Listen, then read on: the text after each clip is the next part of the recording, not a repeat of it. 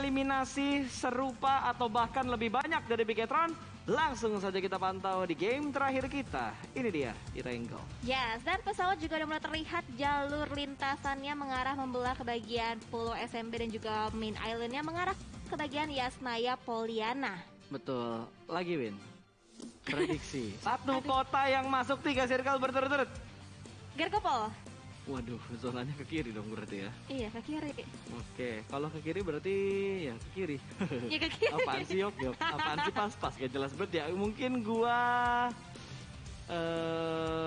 Yasnaya. Yasnaya. Ini 3 kita circle berturut-turut kan ya masuk? 3 Iya kan? circle berturut-turut. Yasnaya. 3 circle berturut-turut Kapasta Yasnaya, Windy Gergopol, dan udah mulai terlihat juga secara jelas drop zone yang dipilih oleh tim-tim dan alter ego akan menguasai daerah SMB seutuhnya, dan juga NFT akan mengarah ke bagian Novo. Dan ada yang berbeda nih. Apa tuh? Takai kan sebelumnya nggak turun di area sekitaran Ferry Pier, tapi sekarang dia turun di area sekitaran Ferry Pier. Berarti ini memperkecil lagi jarak luas daripada Genesis Dogma. Yes, GD nggak bisa semata-mata langsung ke arah Ferry Pier, tapi mereka harus nge-scout dulu. Dan ternyata circle menuju ke bagian kanan, masuk area Yasnaya, tapi baru circle yang pertama. Baru circle yang pertama. Berarti pertama. tunggu survei selanjutnya yang membuktikan. Betul, survei berikutnya akankah benar atau ternyata melenceng jauh dari Yasnayanya. Oke, kita balik lagi membahas Takai ya. Yang sebelumnya mereka kayak kehilangan tempat untuk turun di sebelah mana. Tapi lihat drop zone mereka kali ini kayak bener-bener percaya diri banget. Ada yang turun di arah Ferry Pier-nya, ada yang mengambil di bagian pom bensin. Wih gila lu, santai aja dong, woi anak mana tuh? Woi, santai aja dong kalau lewat gak usah telakson-telakson. Nenek gue lagi tidur. Bang. Digeber tadi Kapasta. Digeber, ditelakson-telakson, siang bolong lagi. Wah, Takai bentrok nih sama Onyx. Nah, kan kena tangkap. Wih, apaan tuh? Wih. Ada yang terbang. Apaan tadi? Apa itu yang terbang Kapasta? Gak tahu itu yang terbang tadi di layar? Wow, ternyata di awal-awal Onyx udah berhasil bisa mencuri-curi poin, di mana 1 poin elimination didapatkan dari rotasi yang dipotong yang tadi coba dimakan oleh tim Takai. Betul, gue masih speechless dengan apa yang gue lihat barusan. Oke. Pertama, ngelihat kejadian yang di awal-awal kita sudah disuguhkan dengan kejadian-kejadian aneh ya. Memang jam-jam segini biasanya ada itu. Wah, apakah ini juga menjadi sebuah kejadian yang aneh ketika ada rotasi mau dilindas, digocek. Ini bakal berbahaya tentunya buat Onyx, tapi ternyata Aura belum punya weapon yang benar-benar bagus untuk melakukan close combat. Malah Onyx yang sudah mulai turun. No Mercy dengan Mini 14 yang memberikan tapping fire, namun 2 pick dilakukan secara bersamaan. Bahkan No Mercy gugur dengan sangat tragis. Ada tabrakan yang dilakukan oleh seorang Nick. Ini mimpi buruk untuk Aura. Wow, lagi pergesekan terjadi antara Aura dan juga Onyx yang kita tahu banget ini kedua tim mereka masih kurang banget dari segi weapon, dan Jaden masih bisa bersembunyi, tapi nanti hit marker terlihat dan bahkan berhasil ditumbangkan lagi player selanjutnya dari Aura yang menyisakan Chisun seorang diri di belakang pohon menahan gempuran dari tim Onyx. Ya, ini cuma punya UMP doang, lagi nggak ada healing. Berani menembak, dapat satu Chisunnya. Tapi ini dia sudah membuka posisinya, menembak ke arah Nick, melakukan reload. Tapi apakah jumlah pelurunya masih cukup banyak? Karena gue yakin looting dari Chisun ini masih belum benar-benar maksimal. Revive yang berhasil dilakukan dan langsung ada counter shoot dari Onyx. Aura pulang di posisi ke-16. Wow, ini mungkin dari segi jalur pesawatnya kan juga jauh nih ya untuk Aura dan Onyx mencapai ke area bagian Gergopol, dan mereka bergesekan di area perjalanan mereka saat menuju ke arah Gergopol, dan mereka itu masih sama-sama minim weapon banget. Dan bahkan Onyx mereka berani nabrak dengan kondisi satu player dari Onyx tuh sama sekali nggak punya senjata, Kak. Yep. Padahal dua-duanya belum looting maksimal gitu, dan dua-duanya adalah tim yang lootingnya tuh di Gergopol. Iya. Tapi tiba-tiba Aura scrapping dikit di sekitar Gatka, Onyx-nya lagi lewat, dan Onyx yang lewat juga bukan tanpa persiapan. Mereka juga sudah melakukan beberapa looting scrapping sebelum mereka melanjutkan perjalanan ke arah Gergopol. Tapi Onyx ternyata yang lebih siap dibandingkan Aura. Ya udah, selesai Aura, kita bakal fokus ke yang lain.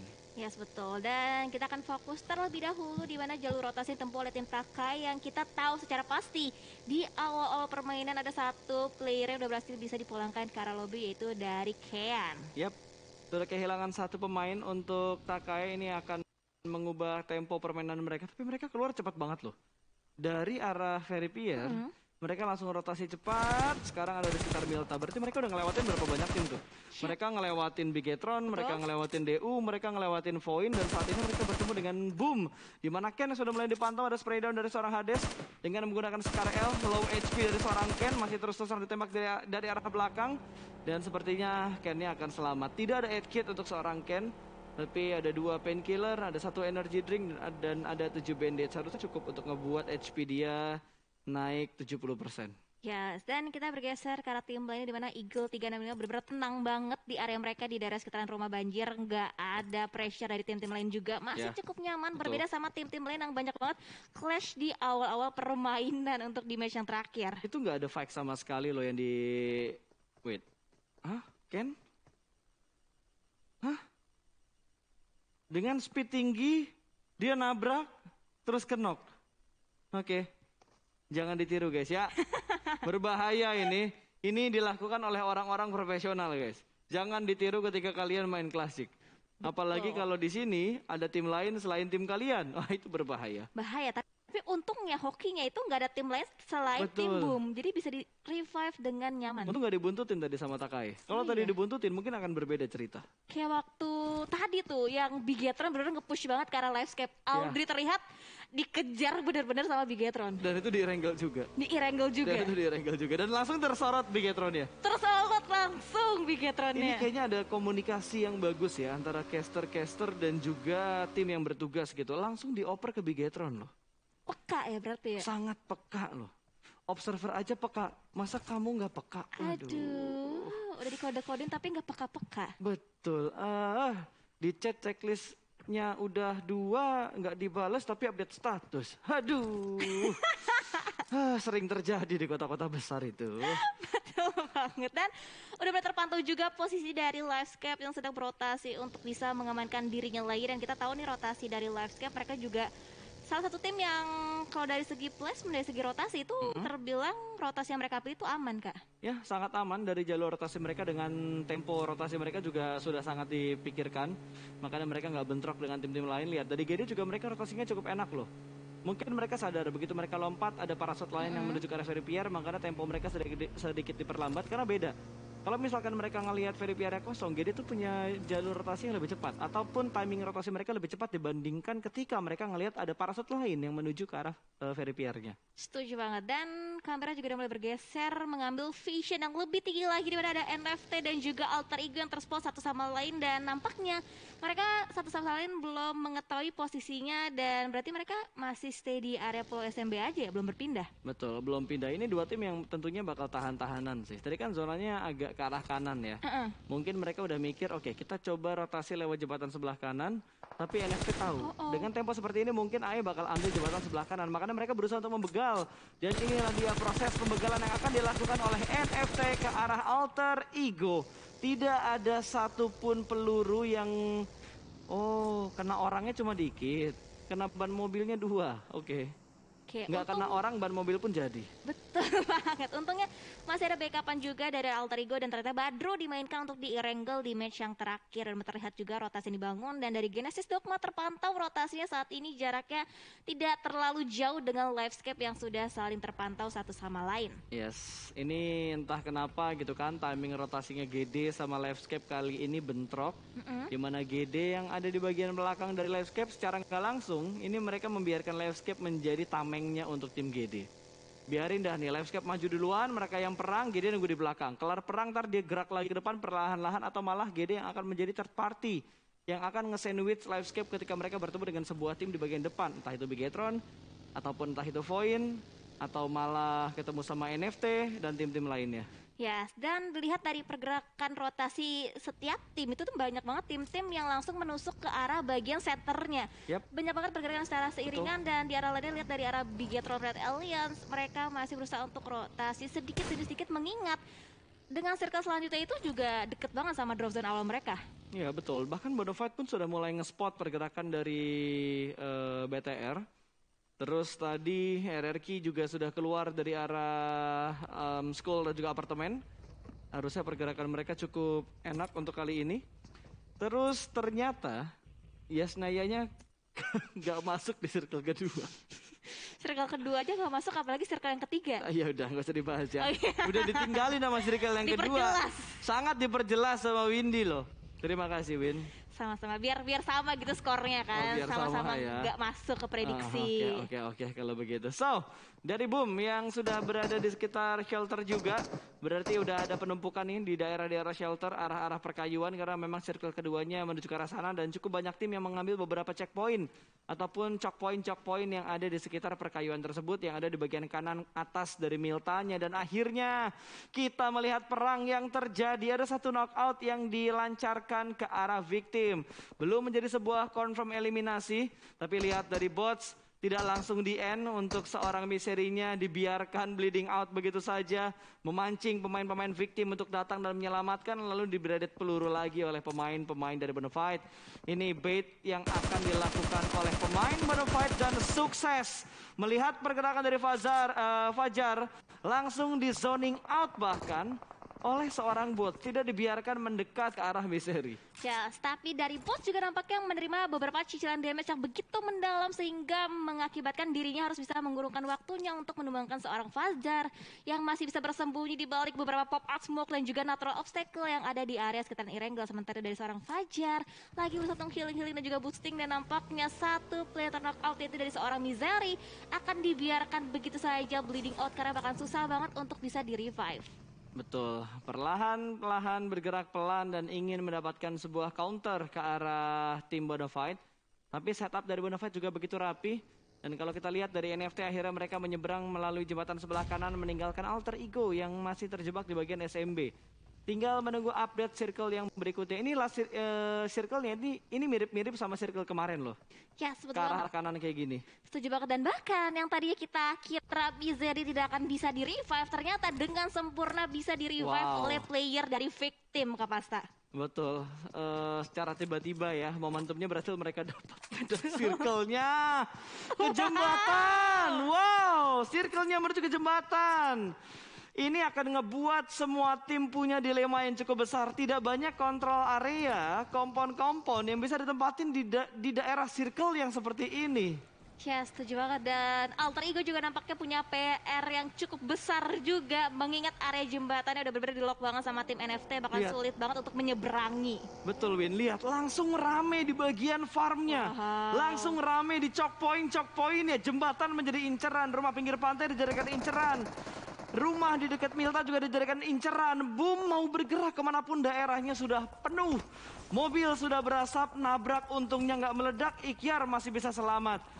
Dan Boom berdekatan sekali dengan NFT yang sudah menyeberang melalui jembatan sebelah kanan dan melakukan transit di sekitar pom bensin dan juga rumah pertigaan. Ya, tapi di area lainnya juga dari arah Eagle 365 berhasil bisa mendapatkan satu buah elimination point dari arah tim Livescape. Benar-benar terpantau posisinya, sama halnya dengan tim Bigetron. Ada cicilan damage yang begitu mendalam masuk ke arah Ryzen, sementara dari Ikyar juga masih bisa bersembunyi di balik beberapa compound kecil yang udah dia secure. Betul, yang jadi masalah adalah Ikyar sendirian. Belum ada follow up dari pemain-pemain Boom yang lainnya karena jalur rotasi mereka benar-benar berantakan. NFT masih melakukan setup dengan split yang cukup jauh yang mereka lakukan. 1-1-1-1 sejauh ini split yang dilakukan oleh pemain-pemain dari tim NFT. Bigetron sudah nge-regroup dalam satu compound area yang sama. Livescape juga sudah mendapatkan satu area compound yang sama. Tinggal nge-split ke arah beberapa rumah yang ada di sekitar compound mereka. Sementara Voin yang masih bertengger di arah Milta nih. Boom yang repot nih. Mereka lagi mikir gimana caranya mereka nge-regroup lagi, menyelamatkan Ikyar kalau misalkan dia knock. Tapi malah Ponbit yang knock terlebih dahulu, dan mereka juga sedang dalam posisi yang agak berjarak antara Ponbit dan dua pemain Boom yang lainnya. Ya, berarti posisi dari Boom semakin sulit lagi dengan terknockout-nya seorang Ponbit. Berarti ada Ken dan juga Fokker yang masih bisa bersembunyi balik beberapa compound, dan ada pop-out smoke juga. Ini menjadi tanda untuk bisa nge-revive satu rekannya terknockout, dan ada tappingan M16 yang begitu galak galak dari seorang Devstuke, tapi masih belum bisa mendapatkan beberapa hit marknya, dan Ken berhasil touchdown dengan sempurna untuk bisa nge-revive satu rekan yang ter-knock out. Betul, timing smoke yang bagus, timing move yang bagus membuat pemain Boom berhasil diselamatkan. Berarti Boom kali ini masih bisa bertahan dengan keempat pemain mereka. Daerah bibir pantai, sekitar Milta malah yang rame banget. Slayer berhasil diamankan dan Crush sudah mulai memasak granatnya. Lempar lurus tanpa menggerakkan mata-matanya dia. Ini harusnya nggak bakal bisa memulangkan seorang Slayer. Yes, betul. Ada beberapa predict nets juga nampak yang berusaha untuk didapatkan point elimination. Tapi posisi dari Crush terspot begitu aja. Ada beberapa backup fire yang masuk ke arah Crush. Sementara itu dari balik beberapa obstacle dari seorang Pinky berusaha untuk ke-pick tipis untuk bisa nge-backup satu rekannya yang akan coba untuk di-revive. Tapi posisi Scarlet Gaming juga berpacu dengan circle yang terus maju ke arah depan, dan Slayer akan dipegang. Tapi Smith terlebih dahulu untuk melakukan boosting untuk bisa memenuhi HP-nya. Ya, betul. Sudah berhasil diselamatkan ternyata. Karena tadi lemparan nades dari seorang Crush nggak connect ke arah Slayer.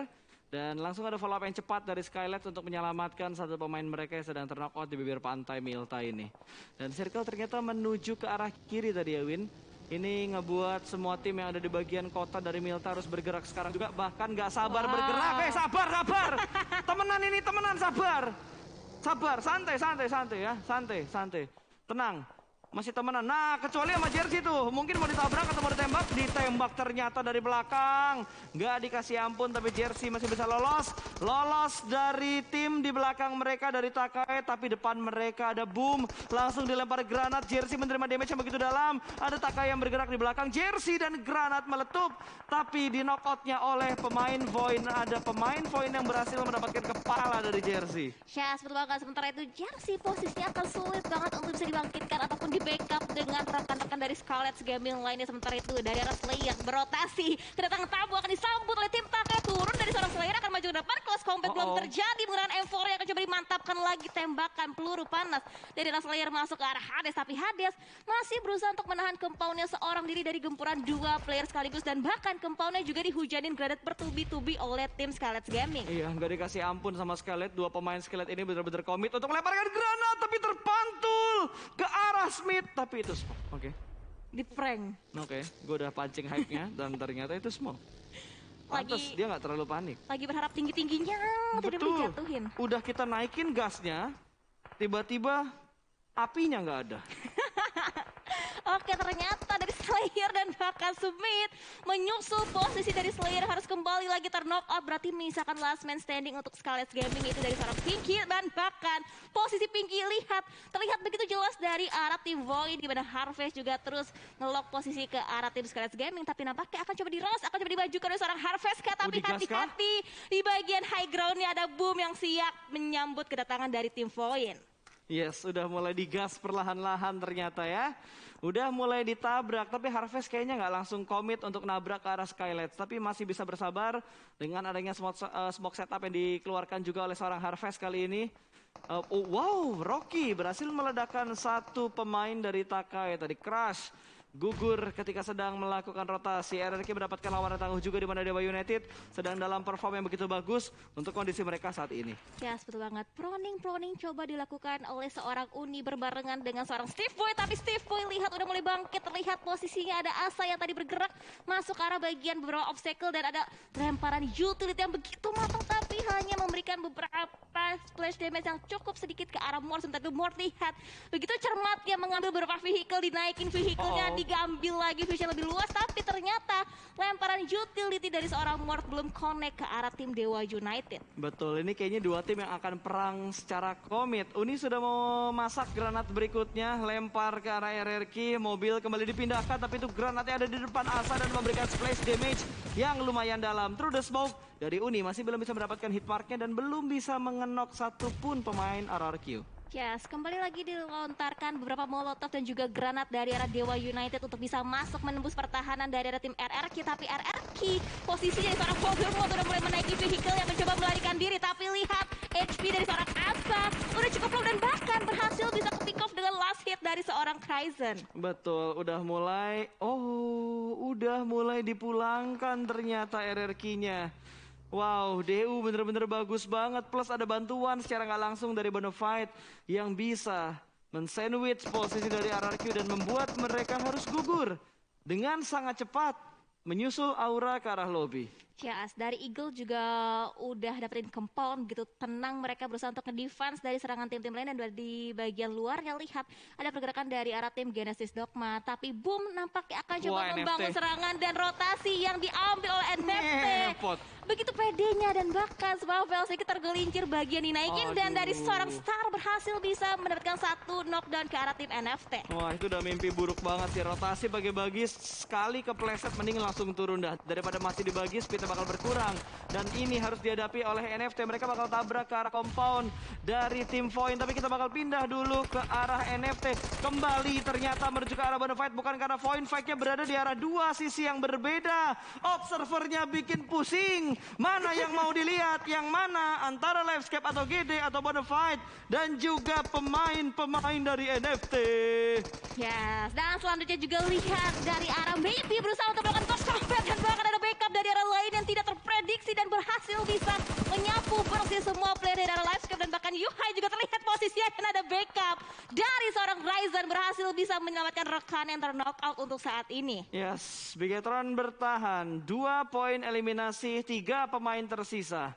Eagle masih enak posisi mereka, tidak mendapatkan gangguan dari tim manapun karena mereka memiliki compound. Mau kalau misalkan ingin mengganggu, mereka harus tabrak ke arah compound milik Eagle 365. Void sudah terkikis pemain mereka satu persatu, bahkan Badru dari Alter Ego tidak punya ruang gerak yang terlalu banyak, tertangkap oleh Red Aliens dan Alter Ego pulang ke lobby.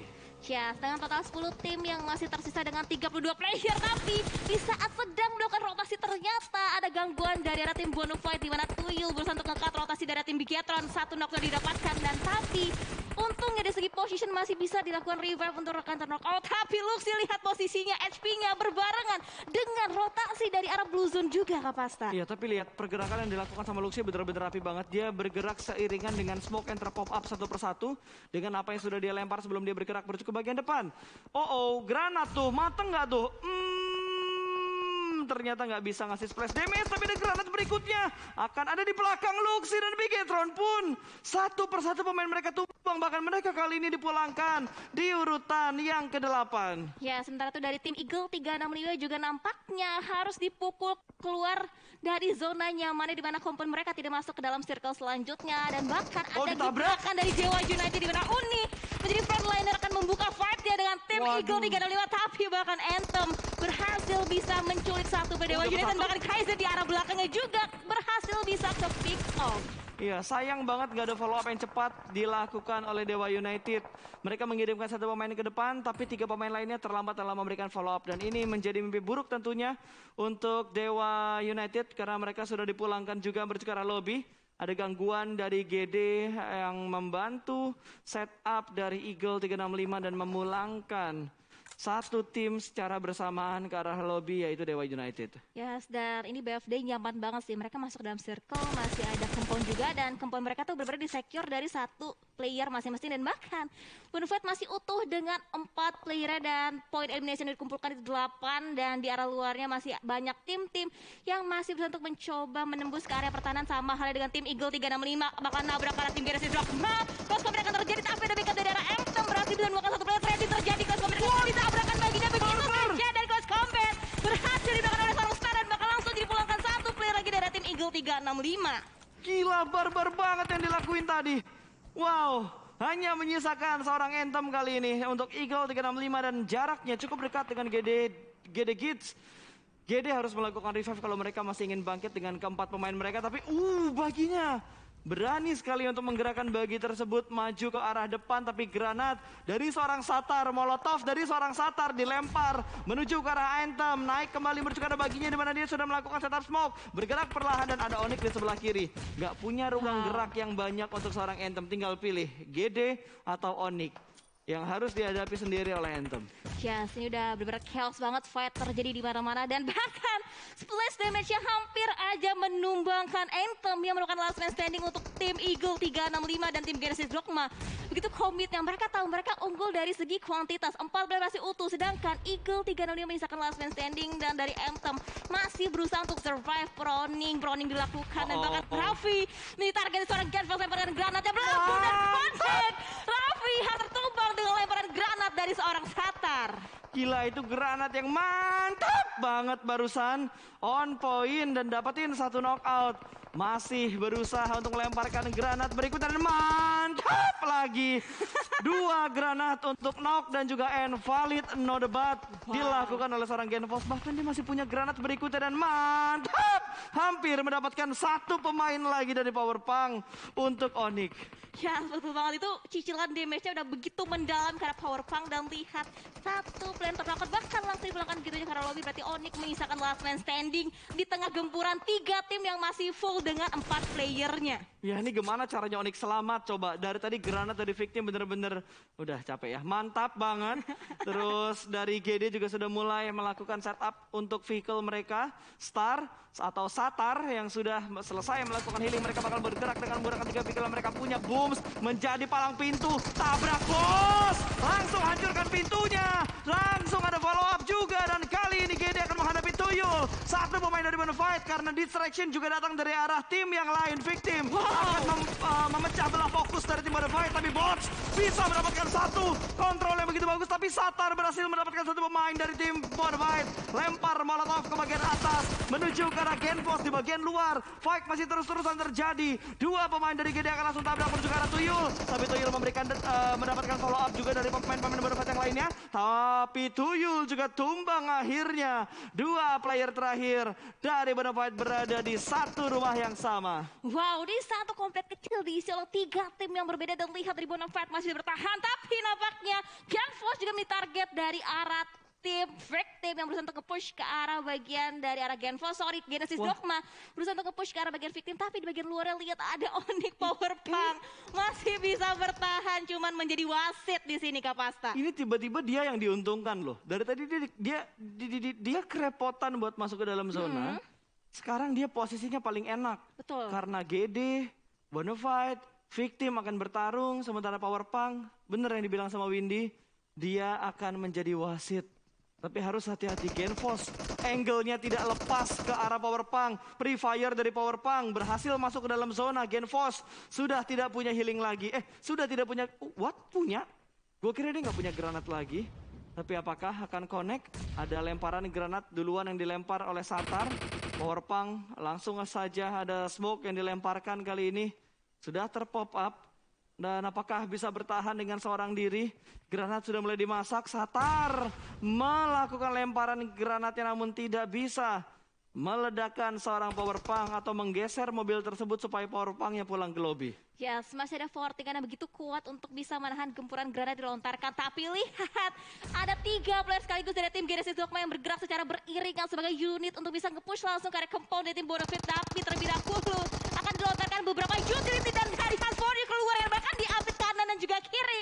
Berhasil bisa ditumbangkan dan bahkan misalkan last man standing untuk seorang Bots. Wow, ini GD kayaknya agak sedikit blunder ya. Atau mungkin mereka nggak tahu ada Genfos yang udah setup di bagian rumah tersebut. Satar akan melemparkan granat berikutnya. Nggak bisa hanya fokus ke satu sisi karena masih ada Powerpunk di bagian luar. Blue Zone akan segera menutup dan Genfos kembali menuju ke arah jendela yang lain. Sepertinya masih bisa diselamatkan tapi hampir touchdown. Tapi di sandwich oleh 2 pemain dari 2 tim yang berbeda. Granat sudah mulai dilempar ke bagian bawah dan Satar, ternyata smoke. Satar masih dengan kesabarannya untuk menahan di bagian broken wall. Mulai nge-push perlahan-lahan Satar maju ke arah pertahanan dari Genfos. Yes, betul banget. Dari victim last man standingnya, Genfos masih bertahan di tengah gempuran dari tim Genesis Dogma. Tapi terlebih dahulu Genesis Dogma membagi splitnya di mana menjaga 2 angle yang berbeda dan berhasil bisa mendapatkan winner chicken dinnernya untuk di match yang terakhir.